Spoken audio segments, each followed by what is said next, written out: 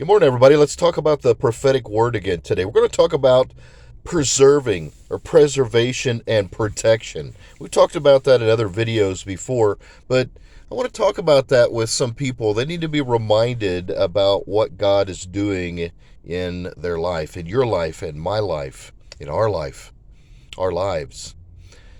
God is taking many of us through a preserving season. He is protecting and preserving because there's a greater work that is going to be done through you, through many listening to this video. And so the definition of your life right now is you're under protection, believe it or not. Let's look at how God protects in examples in Scripture. The first and the ultimate example is when Jesus said, "My hour has not yet come."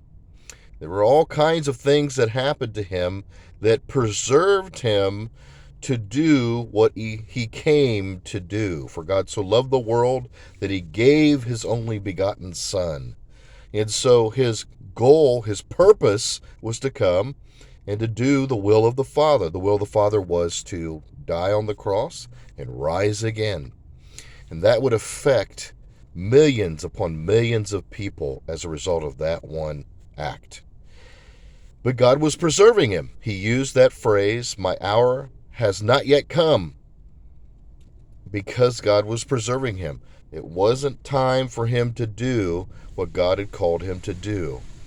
Now that is an ultimate example. Other examples are David being king. He was anointed as a young boy, as a little shepherd boy tending sheep in the field. And then he became king years later, many years later. He did not become king the moment that he was anointed.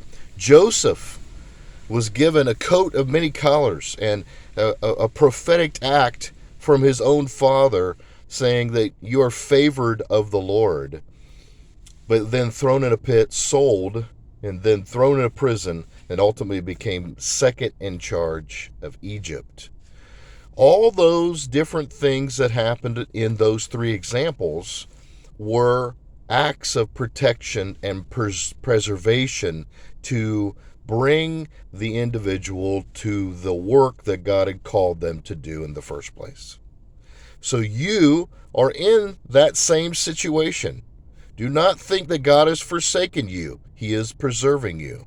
Do not think God is ignoring you. He is preserving and protecting you. Do not think God does not love you. He is preserving you. Do not think that God has completely written you off. He is preserving you. God bless you guys. Have a great day.